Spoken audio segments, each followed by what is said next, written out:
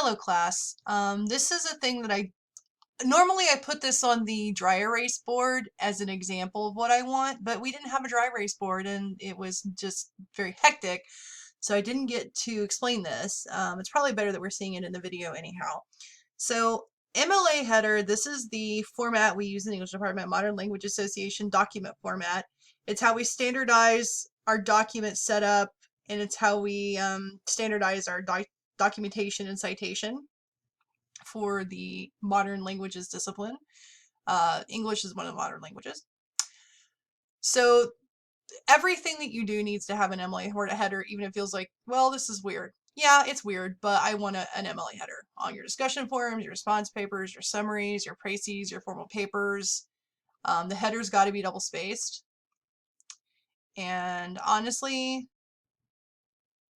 I have been known to not grade stuff that doesn't have a header.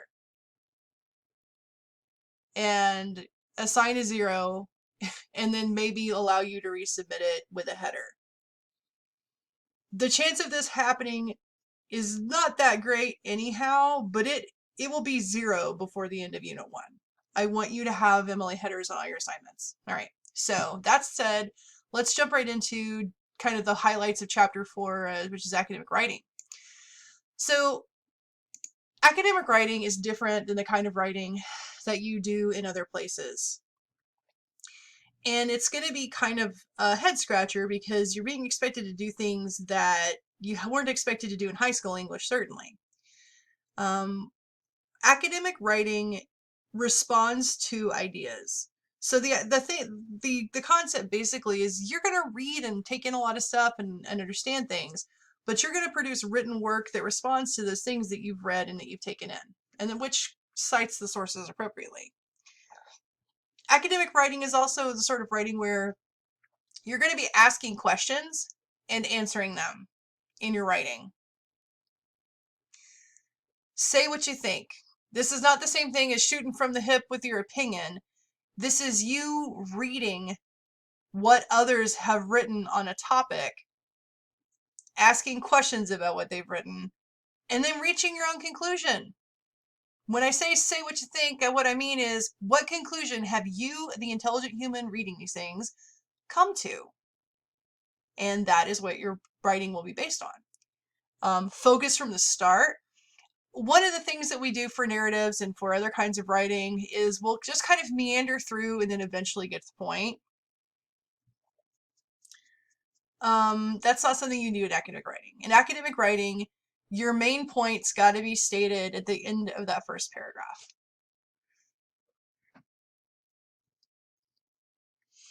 That is where I'm going to look for it. You got to state your point explicitly so that your reader can follow your logic. And you got to keep referring to it from time to time fairly frequently so that I can figure out how what you've written actually applies to the point that you're making. All right.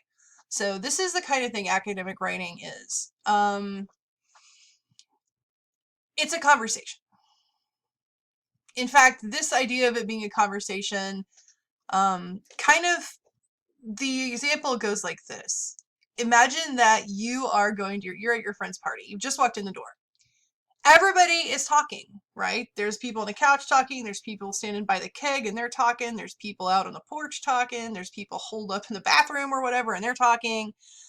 Different conversations going on. You don't know what any of the conversations are about, but you're like, I'm going to go up and join the conversation because I'm here to party and meet people. So you go up to, let's say you go sit by the people on the couch. You don't immediately start talking like interrupting goat or whatever.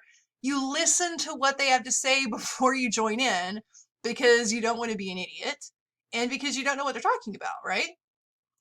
Well, academic writing is exactly the same way. You're going to be asked to research topics and subjects and then, say what you think and contribute to the conversation. And that's the thing I want you guys to get used to thinking of, is that your work is contributing to a conversation about this topic in general. And guess what? Let's say that you're kind of tired of this conversation. You want to go over to the people at the beer bong and talk to them. Well, is a conversation on the couch still happening? Yes, it is. It's still happening because that's how conversations go. And the same thing is true in academic writing. When you throw in your 2 cents of what you have to say, you've helped shape the conversation and the thinking on it, but you're also walking off into the sunset to do something else. What I'm getting at is your thoughts and your ideas are never an island. They're never in isolation.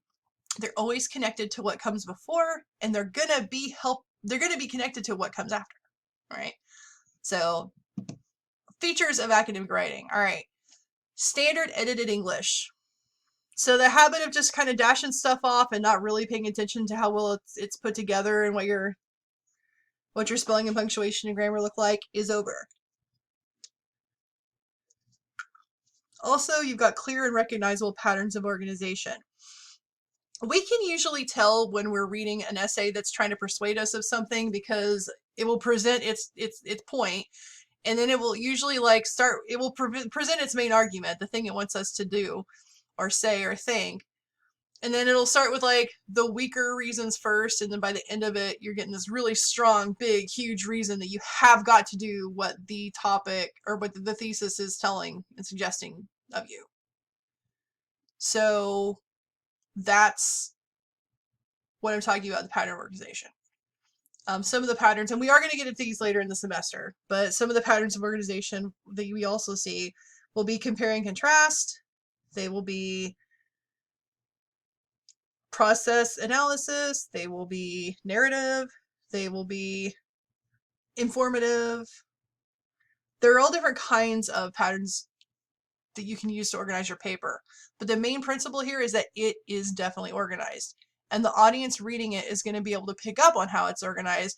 So they'll be able to pick up on how your ideas fit together and be able to follow your thought, your train of thought. Okay. Marked logical relationships between ideas. I cannot tell you how important this one is, and this is the one that's really going to be tough. It's not enough to just state your ideas. You've got to show how they're connected to each other.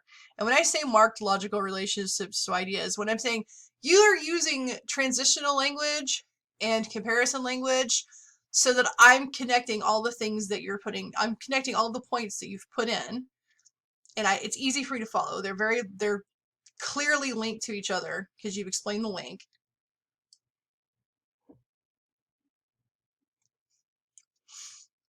And I'm able to see how your ideas relate together. Also, you're going to make explicit claims with appropriate support, and we're going to talk about the different kinds of evidence later. Your personal experience is one of the most powerful forms of evidence that there is, but it's not the only one, and it's not going to be the thing in all cases that will satisfy the demands of academic writing. Usually, you're going to have to find other sources that support your ideas, or some of those other sources you were reading to like have an opinion on a topic. For example, those are some of the sources we're talking about. The sources that are kind of supporting or agreeing with what you think is true are sources you would put in your paper. Understand that your ideas are responsible to other ideas, or response to another ideas, like I was talking about, that kind of speaker salon or the party that you're going to. Like the conversations going on there, the ideas that you have are responding to other ideas that went before, and they're going to be the basis for ideas to come later, okay? Which is why it's important that you express your ideas clearly and directly in writing. Good use of genre conventions. Guys, we all know what a movie review should look like, for example, right?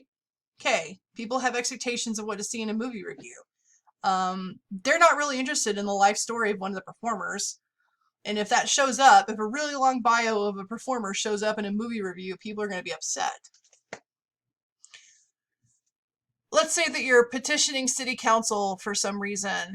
City council knows how petition letters look. And if your petition letter is like hand scrawled on a paper bag, that is the fail of the genre convention of petition. You need to have something typed, probably lots of signatures on it, and at least, for goodness sake, have a portfolio and a clipboard to hold it in, because that's what you're submitting to the city council. Genre conventions are what people are expecting. When they see that pattern of organization, they know what goes in it, and they're going to know what's missing. Make sure you have everything that you need to have in the pattern. And then documenting and citing your sources appropriately. So all the stuff that you're using to support your ideas, those are the sources you're citing. You're going to cite them both in the body of your paper through parenthetical citation, and you're going to also cite them at the end with the works cited. Now, the works cited is a document that connects your sources to where they're being used in the paper. I should be able to, by looking at your paper, know which of your works cited entries correlates to this quote right here. So if I wanted to read more about that or go look it up, I absolutely could. All right. These are the basic features of academic writing. Now I want to move on to the other skill that's very important, and it's how to write a summary. Okay?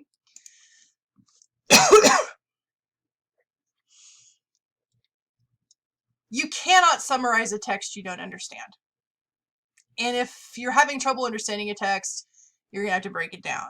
Part of the reason we're going to be doing the deconstructing historical markers next week in class together is because you're going to have trouble breaking that down, and I'm going to help you with it. Okay? It's because you will be writing a summary about it. So a summary shows that you understand the text, but that's not enough. A summary needs to help your readers understand what you're trying to say about the text. Okay?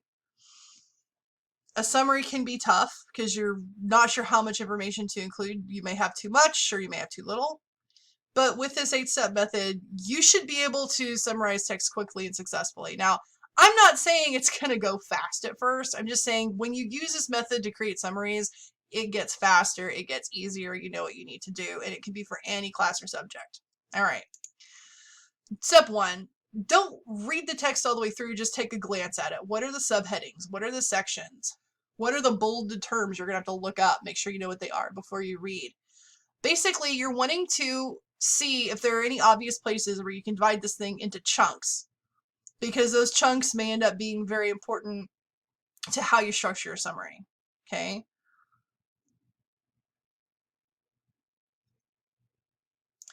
Step 2, read it. Read it straight through and don't stop. This second reading is to get a feel for the author's tone. So what is their attitude towards the subject? Is their style academic? Is it scholarly? Is it informal? Is it conversational? Is it entertaining? Get an idea of the tone and the style, and also the main idea of the piece, so that you're getting literally like a feel for the piece in this first reading. Step 3 is rereading it, but for a lot more things. Okay, rereading that text is active reading. I don't care how you do it, but devise some sort of system of marking things up with it, whether it's highlighters or like hearts, stars, diamonds, and clubs, whatever, you know, spades, whatever. But definitely find some way to bullet point and annotate your reading. That's what we mean by active reading. Make sure the topic sentences are the first sentence of a paragraph, or first sentence in each paragraph is a topic sentence, so underline all of those. If there's a key fact mentioned, underline that. And then as you go, those chunks that you made earlier, you're going to know on this active rereading whether or not that chunk is going to be useful. Maybe some of it is, maybe some of it isn't. You may kind of move boundary lines a little bit. That's okay. But label the things you know the summary should have in it. You're going to mark areas that have unrelated or super specific details so you can avoid them later. Yeah, so like if they take 3 paragraphs to describe the minutiae of one thing, you don't need to summarize that. That's not helping you. And this one is super important, guys, because this is actually where plagiarism happens. Identify what you don't understand and try to clarify those points, because you can't summarize what you don't understand. And if you leave it out because you don't understand it, you might be leaving out something really important of your summary. Or if you'll find yourself badly paraphrasing those sentences that you don't understand in your summary. That's not what you should be doing either. Clarify your understanding, go slowly, look things up, and if you need help, ask a friend or ask me for this class anyway, to kind of have them read through that part and let them tell you what they think, but get an idea of it. Okay. Step 4, one sentence at a time. You're going to write down the main idea of those sections that you broke down and you set up. So write down the main idea of each of those sections in one well-developed sentence. include key points, not minor details. Step 5, review the sentences you wrote in step 4. And then you're going to create a thesis statement based on those sentences. The thesis should include the author's name and the title of the selection, and also the author's name, the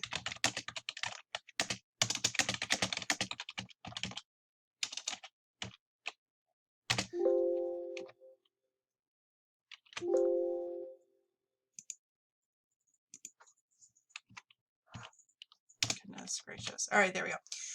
So the author's name, the main point of the piece, and the title of what you're reading. That should be the very first sentence that you do, okay? That is your thesis statement. This is what you are suggesting. This is what you offer as your reading, your summarizing of this article, okay? If you're not able to come up with the sentence with this information, if you're unable to identify the main point after you did step 4, you're probably going to have to go back to step 4 and make sure you actually address key points instead of details and minutia. Okay. Ready to write. You're going to use the thesis statement as the first sentence of your summary, and you're going to use the other sentences as the body of your summary. Make sure the sentences are in order. Summaries are going to be up to 1/3 the length of the original, but usually they are quite a bit shorter, like think 250 words paragraph. So use your thesis statement, use the other sentences as the body of your summary, make sure the sentences are in order so that the ideas make sense, and so that to structure your summary so that it flows and so the ideas flow together, use transitional words between your lines. They will help with structure and flow. Okay, pointers. Choose a tense. I don't care which one you do. Write in the present tense, write in the past tense, but don't switch between them. Just do one or the other. Okay. Make sure you include the author and the title of the work, or I won't know what the heck you're summarizing. And like I said, up to 1/3 original length. It is permissible to quote certain words and phrases from the original. If there's a phrase that really jumps out at you as being interesting, important, you may include it, but you got to cite it. Okay, and if you're not citing direct stuff from the selection, you need to be paraphrasing, writing things in your own words. All right. Now this last one is super important, and this is where a lot of students mess up on their first 2 summaries. It's not about your opinion of the piece. It's not about your response to the piece. It's not about you interpreting what the piece is about. It's not you criticizing the ideas of whether they're good or bad. A summary is what the author says and not what you think of it. Summaries are useful study tools. They're also useful research tools because they can tell you if you find a good summary of an article, you'll know by looking at it whether it can be useful to you. But if somebody's opinions of how good or bad the article are, well, if they think it's a terrible article, you may not read it. But what if that person just didn't like it and it was a great article? See the problem? Don't put your own opinions. You're not critiquing. You're simply reporting what's there in the piece. Okay. Step 7, check for accuracy. So after you get your summary done, read through it. Make sure you've correctly cited anything directly quoted from the text, and make sure that you don't have any of your own commentary or opinions on the selection. And then make sure that what you've put in your summary correlates to what's actually in the article or the piece the selection that you have summarized. And then finally, on step 8, you're going to revise, okay? Make sure it's accurate. Make sure that the style, grammar, and punctuation are academic and correct. And understand for this step 8, this revision, that you should be able to understand the main text based on your summary alone, okay? I should be able to understand what the main text is about, what's going on based on your summary, okay? If not, if you can't understand the main text entirety based on your summary, you might have focused on one of the area of the piece and not enough on the author's main idea, or you may have kind of unbalanced what you covered, okay? And you'll have to go through and revise. And I expect it. Expect to have to revise your summary when you write it, because you may not you know, your first shot at writing a summary is going to probably be not great. Not because you're not an excellent student. All of you are excellent students and great people. It's just that you're inexperienced, and this is harder than it looks. These steps are pretty simple and clear, but they're not easy. Summary skills are important, and they're a thing that you need to know for college. And if you follow this 8-step method, you will have it right. Okay, all right. So that's the presentation on summary skills and academic writing.